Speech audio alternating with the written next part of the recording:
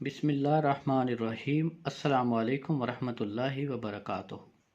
मैं हूं आमिल मोहम्मद इरफान। आप देख रहे हैं मेरा यूट्यूब चैनल। करोड़ों दुरूद व सलाम हमारे प्यारे नबी हज़रत मोहम्मद सल्लल्लाहु अलैहि वसल्लम पर। जज़ल्लाहु अन्ना अस्सय्यदिल करीम अस्सय्यदिल आज़म सय्यदना अज़ीमना मौलाना मोहम्मद सल्लल्लाहु अलैहि वसल्लम मा हुआ अहलहू। अल्लाह करीम आपको दुनिया आखिरत की तमाम नेमतें, तमाम भलाइयाँ नसीब फरमाए। अल्लाह करीम आपके तमाम कबीरा सगीरा गुनाहों को माफ़ फरमाए। आमीन या रब्बुल आलमीन। आज का ये जो तरीका मैं आपको अमलियात सीखने का तरीका एक समझाने वाला हूँ, एक ऐसा राज जो पहले मैंने एक वीडियो में बता चुका हूँ, लेकिन आज मैं आपको दोबारा से फिर बताऊँगा। बहुत सारे लोग ये सवाल पूछते हैं कि जनाब महबूब के मिजाज का हमें कैसे पता चलेगा। आज जो मैं तरीका बताऊंगा इंशाल्लाह आपको बहुत फ़ायदा देगा। आपने कोई भी तवीज़ करना हो, अगर मरीज़ के मर्ज़ के मुताबिक करेंगे तो उसको ज़्यादा फ़ायदा होगा। मरीज़ की तबीयत के मुताबिक जो चीज़ उसको दी जाएगी उसको फ़ायदा होगा। अगर आप अपनी मर्ज़ी से अमल करेंगे तो वो आपकी मर्ज़ी है, फ़ायदा तो हो जाता है, कोई भी अमल हो फ़ायदा हो जाता है, लेकिन अगर मिजाज के हिसाब से किया जाए तो फ़ायदा ज़्यादा होता है। मिसाल के तौर पर आपके महबूब का मिजाज हो आछी, उसका गर्म मिजाज है, अगर आप उसके ऊपर कोई गर्म मिजाज का अमल करेंगे, कोई तावीज़ करेंगे तो उसके ऊपर ज़्यादा असर होगा, जल्दी असर होगा। एक तरफ आग है और आप पानी से उसको बुझाने की कोशिश करेंगे तो ठंडी हो जाएगी, वो बुझ जाएगी। आपका काम है आग को और ज़्यादा तेज़ करना। जितना ज़्यादा तेज़ करेंगे आपको उतना ज़्यादा फ़ायदा है। यानी महबूब की तबीयत के मुताबिक आपने उसको और ज़्यादा तेज़ करना है। जैसे अगर कोई आप मिसाल के तौर पर मैं यहाँ पे लिखता हूँ कि जिन लोगों का नाम अलिफ से शुरू होता है, अलिफ, हे,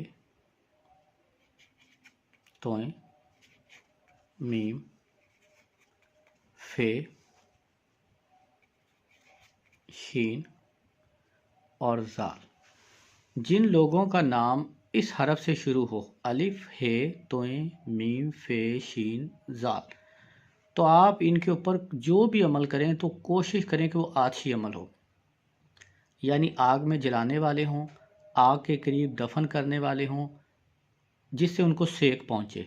अगर कोई पढ़ाई करनी हो तो अपने करीब चिराग जला लें, मोमबत्ती जला लें, आग के करीब बैठकर पढ़ेंगे तो इन लोगों के ऊपर जल्दी असर होगा, इन लोगों के ऊपर जल्दी असर होगा। अच्छा, अगर ये आपने इस तरह के करने हों, ये हैं आछी मिजाज लोगों के लिए।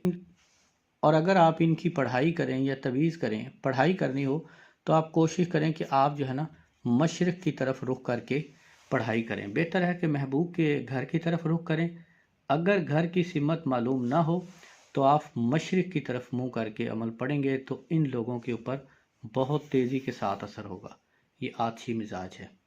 अब मैं आपको बताता हूँ बाती मिजाज।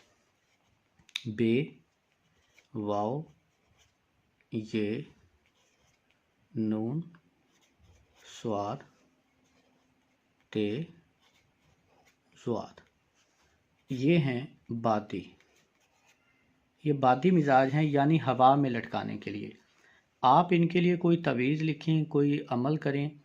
तवीज़ लिखना हो तो आप हवादार जगह के करीब बैठकर करें, दरख्त की छांव में बैठकर करें, पंखे के नीचे बैठकर करें, छत के ऊपर बैठकर करें, यानी खुली जगह पर जहाँ पर हवा आपको लगे। तो इन लोगों के ऊपर आपके अमल का बहुत तेज़ी के साथ असर होगा। अगर कोई पढ़ाई करनी हो तो आप महबूब के घर की तरफ रुख करके पढ़ें। घर की सिमत मालूम ना हो तो आप फिर मगरिब की तरफ मुंह करके पढ़ेंगे। इनके ऊपर बहुत तेज़ असर होगा। ये मैं बहुत राज की बात आपको बता रहा हूँ। अब बात करते हैं आबी मिजाज वालों की, जिनका नाम जीम से शुरू हो। जीम, जे, काफ, सीन, काफ, से,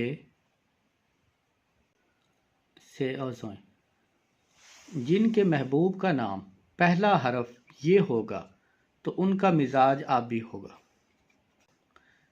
ان کے لیے اگر آپ نے کوئی عمل کرنا ہو تو آپ پانی کے قریب دفن کریں، دریا کے اندر، دریا یا نہر میں یا ٹھنڈی جگہ پر طویز دفن کریں گے یا پانی میں بہائیں گے تو ان کے اوپر بہت تیزی کے ساتھ اثر ہوگا۔ دریا یا نہر کے کنارے بیٹھ کر کریں یا پانی تھوڑا سا اپنے قریب رکھ کر ان کے اوپر عمل کیا کریں، بہت زیادہ اثر ہوتا ہے۔ اگر آپ نے کوئی پڑھائی کرنی ہو تو اپنے قریب پانی رکھیں، محبوب کے گھر کی طرف منہ کر کے پڑھائی کریں، گھر کی سمت معلوم نہ ہو کہ گھر کس طرف ہے تو آپ ان کو جنوب کی طرف منہ کر کے پڑھائی کریں گے تو ان کے اوپر بہت اثر ہوگا۔ یہ بہت زبردست عمل ہے، بہت ہی زبردست طریقہ جو آپ کو کوئی نہیں بتائے گا۔ اب جن لوگوں کے نام کا پہلا حرف دال ہو، ہے، لام، عین، رے، خے اور غین، جن لوگوں کا نام کا پہلا حرف یہ ہوگا تو ان کا جو مزاج ہوگا وہ خاکی ہوگا، یہ یاد رکھیں۔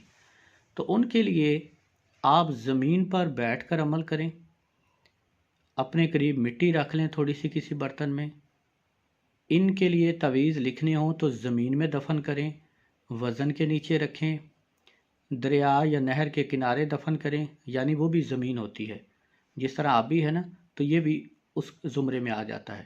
درخت کی جڑ کے قریب دفن کریں، ویران جگہ دفن کریں، قبرستان دفن کریں، تو خاکی مزاج لوگوں کے اوپر بہت تیزی کے ساتھ اثر ہوتا ہے، یہ یاد رکھیں۔